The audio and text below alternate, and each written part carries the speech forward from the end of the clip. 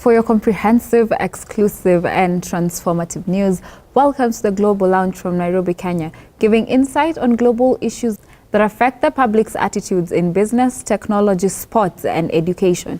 You're with me, Muthoni Ndirangu, but first a look at the major stories from around the world.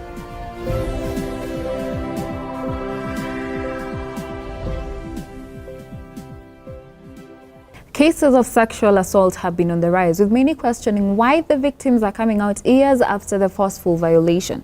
Well, many countries are not taking the issue lightly, and France has come up with a sexual harassment and aggression fine.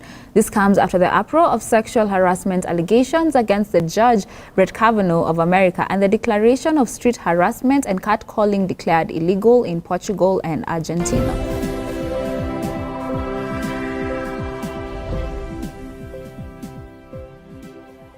Empowerment of young girls from marginalized African communities is rarely considered.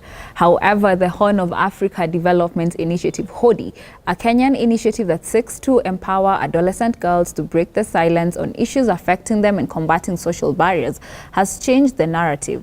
After winning the prestigious FIFA Diversity Award for 2018, creating hope for the African girl child.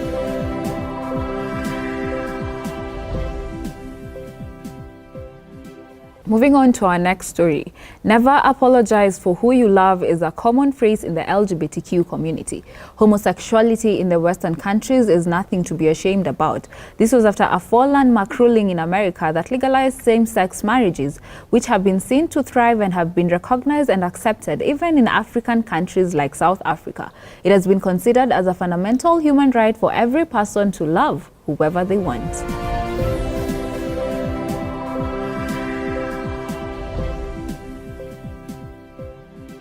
Among the three global stories highlighted, we shall delve into the issue of the progress and rise of same-sex relationships in Kenya, which is considered an African, immoral, and a sign of moral decadence in a highly polarized Christian country.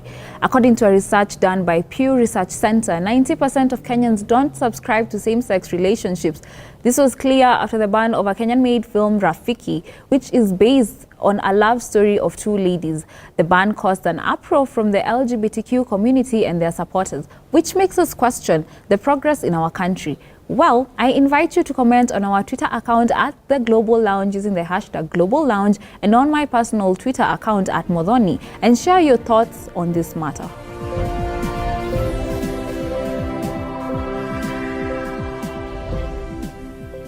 And looking at your responses on Twitter, Opondo Sophie says, I don't see anything wrong with it. You're free to love whoever you want to. No law can dictate that. And moving on from the comments, our correspondent Derek Chris is on ground and he will share some more insight on this controversial issue.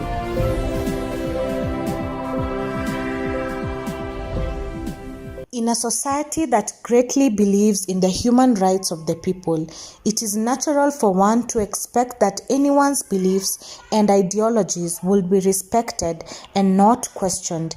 In a highly Christian polarized society, we are still torn between the changes of this generation and the Christian expectations. Against homosexuality because I feel like it's going against our nature, and also biblically it is very wrong to date someone of the same sex, and that is one reason as to why we had the case of Sodom and Gomorrah.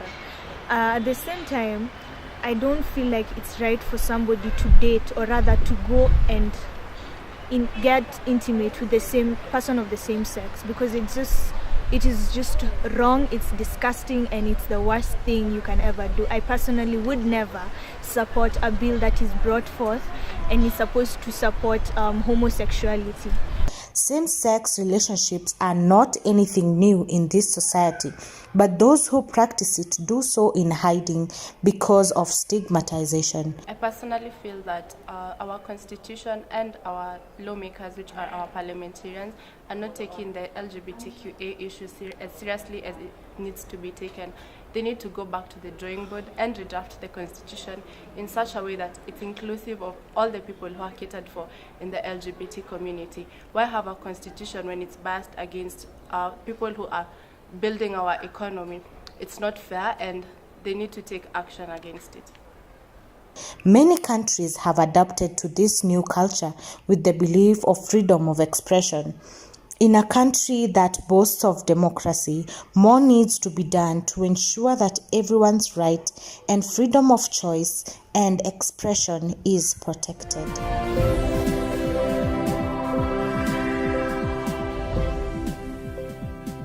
Thank you, Reese, for that amazing features. So, Reese, do you think that opposing the demands of the LGBTQ community is a form of discrimination and deliberately failing to face reality? And if so, what do you think is the way forward? I do believe it's a form of discrimination. Why should you not give them what they want? They're also human beings as us. I think that sexual orientation should not define who you are as a person. Sexual orientation should not define who you are as a human. So regardless of your sexual orientation, I think everyone has a right to humanity, everyone has a right of their opinions being heard and being voiced to society as a whole.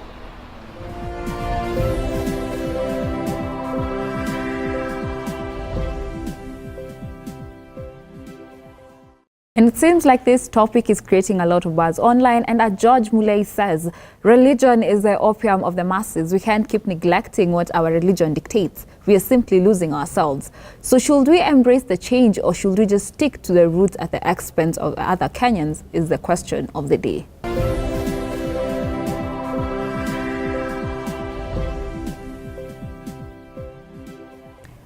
And to help me answer this question, joining me is Muthoni Ndirangu, a law expert. So Muthoni, do you think that Kenya's attitude towards the LGBTQ community is contrary to the Constitution in Article 28, which states that everyone has inherent dignity and the right to have that dignity respected and protected? First of all, I'd like to say yes, Article 28 clearly states a right to dignity to every person. It's a human right.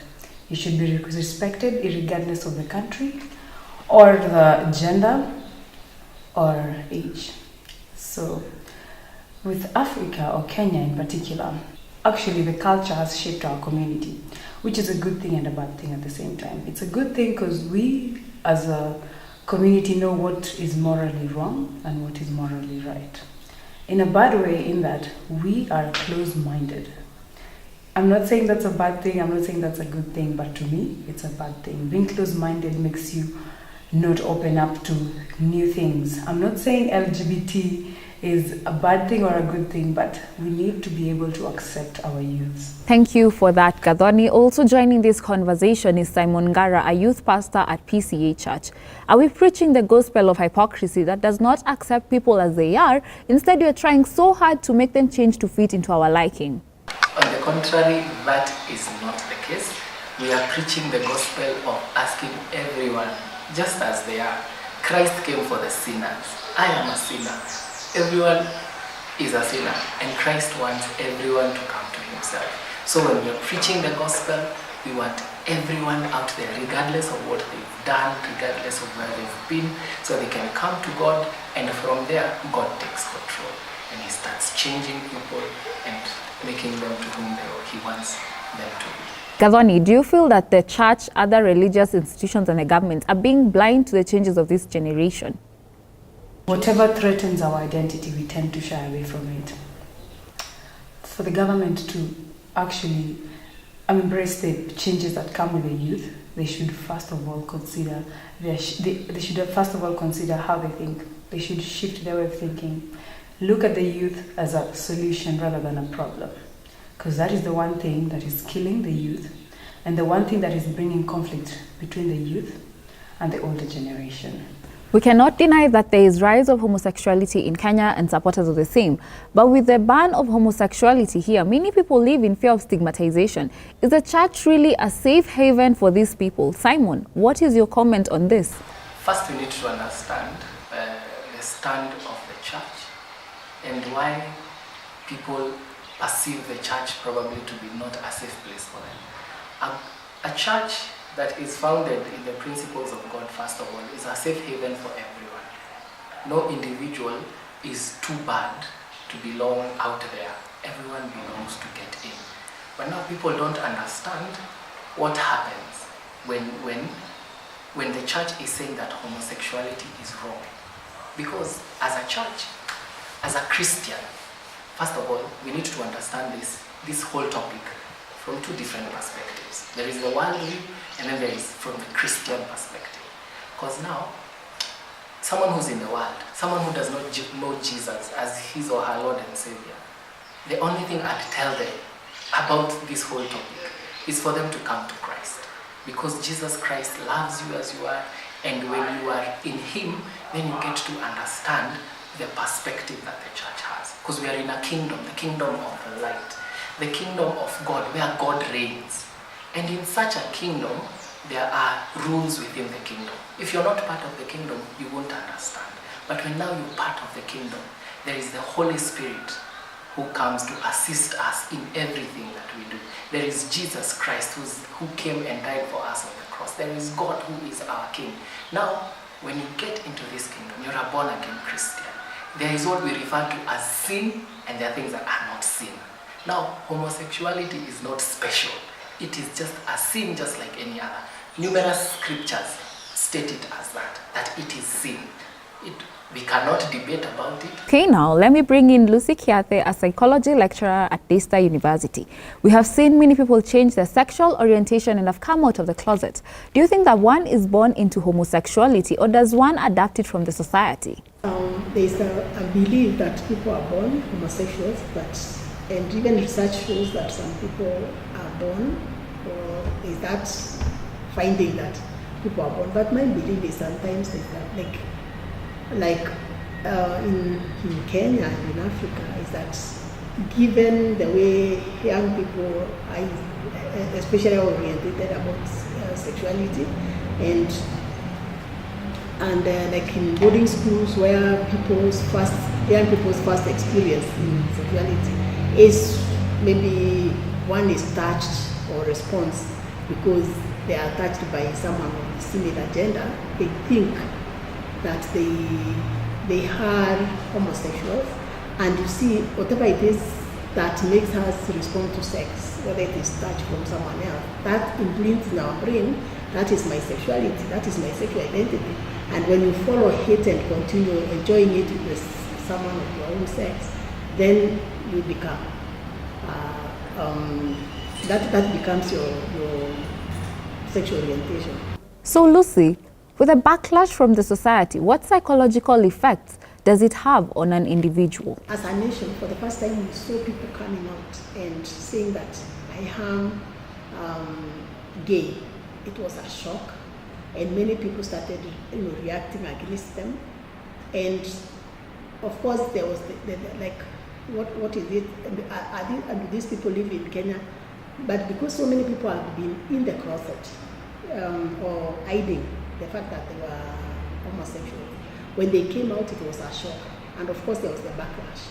How can my son be? I remember one case of someone who came into a place and he said his first experience as a homosexual, and he was in a family where one of the uncles was a pastor.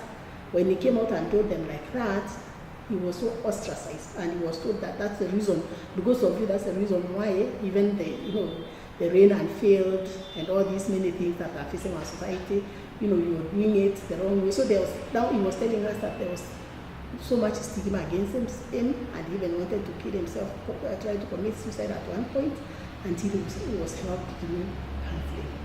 So there is that. And then the other thing is that even from within the person who is homosexual, there is the self-stigma. Since they can't feel, they cannot come out and say this, I am gay. They feel that they are odd, that they are not normal. So even in that lack of normality in itself affects them psychologically. And that was Gadon Gishio, Simon Gara, and Lucy Kiathe, who debunks the intricate issues surrounding the rise and progress of homosexuality. The conversation has continued to create a lot of online buzz, and Wamboy Amboy on Twitter says, "We should learn to respect each other despite of our differences in sexual orientation. Let's just stick to our lanes."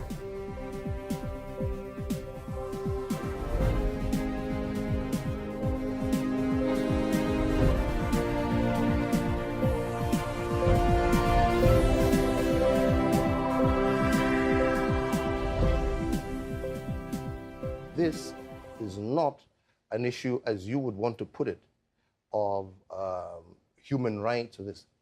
This is an issue of society, of our own base as a culture, as a people, regardless of which community you come from. This is not acceptable. This is not agreeable. This is not about Uhuru Kenyatta saying yes or no. This is an issue that the people of Kenya themselves, who have bestowed upon themselves a constitution, right, after several years, have clearly stated that this is not a subject that they are willing to engage in, yeah, at this time and moment. It is a non-issue. Well, that was President Uhuru Kenyatta's remarks on the issue of homosexuality. Same-sex marriages are here with us, and we cannot afford to give a blind eye to it simply because we do not subscribe to it. This is evident after the ban of Rafiki. Everyone has a right to have their human rights protected, a right to their privacy, and is equal before the law. This is according to Articles 19, 31, and 27 respectively. Our constitution has become a basis of legal challenges, which continues to raise controversy. Remember that no man is an island. Therefore, it is not our place to hate, to attack, and to discriminate, even if we do not share the ideologies. And those are my 2 cents. So thank you for watching, and be sure to follow us on our social media pages at Global Lounge for more news updates, and also continue the conversation on our social media handles. And don't forget to like, share, and subscribe, and tune in to our next episode, only here at the Global Lounge. Until next time.